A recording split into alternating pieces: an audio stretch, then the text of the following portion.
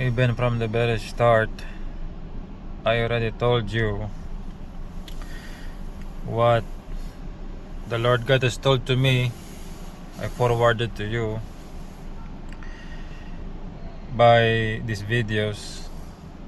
I told you that do not escalate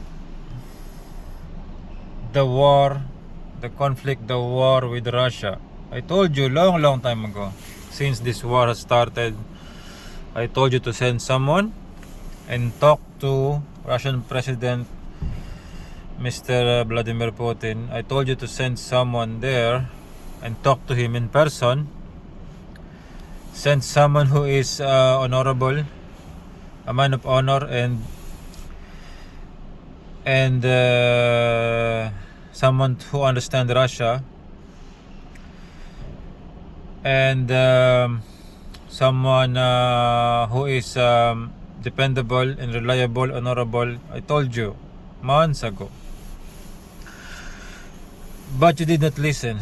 Now the war is escalating, and the war is heading towards nuclear. So I'm reading what God is allowing me to say, what the Lord God, the Creator, is telling me in my brain. I'm reading it. So I'm reading directly what the Lord God is telling me. So this I told you months ago, to send someone to talk directly in person to Mr. Vladimir Putin, Russian President, and de-escalate this war. But you did not listen. Now the war is getting nuclear. So I'm gonna tell you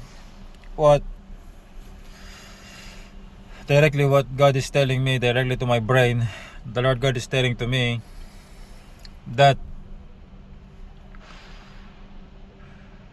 you listen. Wait, if you do not listen, this is what God is saying. If you do not listen,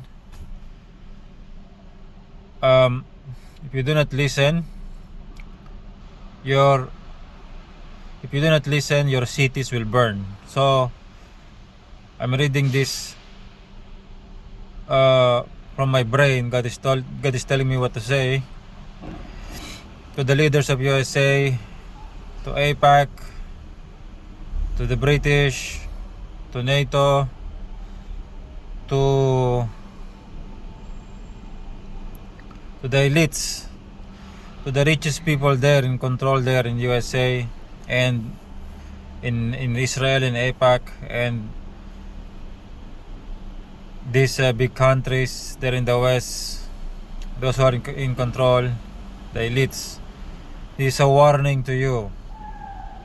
De-escalate this war. Do not push it further. Your cities will burn. The Russians, they are not joking. De-escalate this war, or devastation and millions of death will happen. So you are so used to your good life.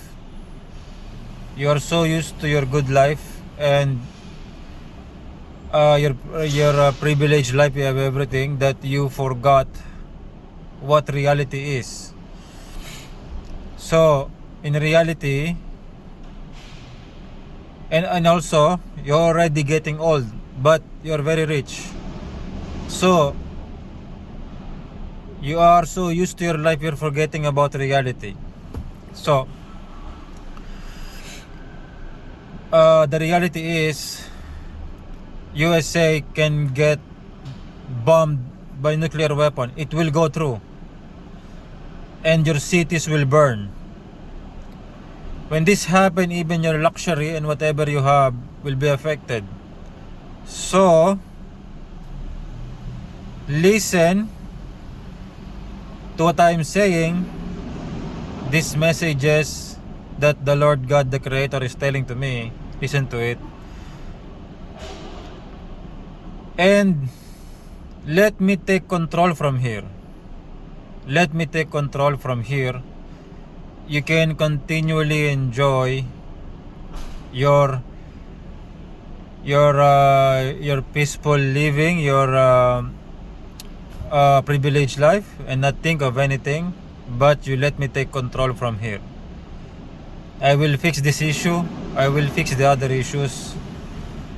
I will fix these conflicts, this in Russia, in Ukraine, in Israel, with China, in the Philippines, in the Philippine Sea, then in Taiwan.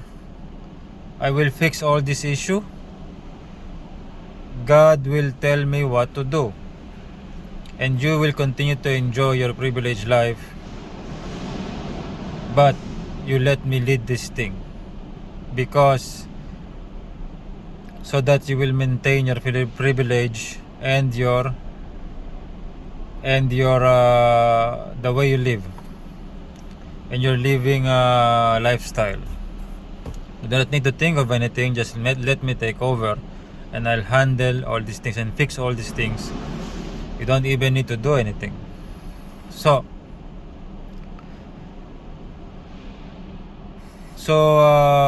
whenever you're ready, I'm ready here. And just send to me whatever I need, and I will manage from here.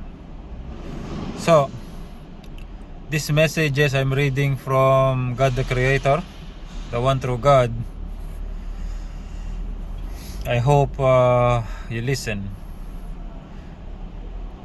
and that's it. I hope you listen. I need to end the message there.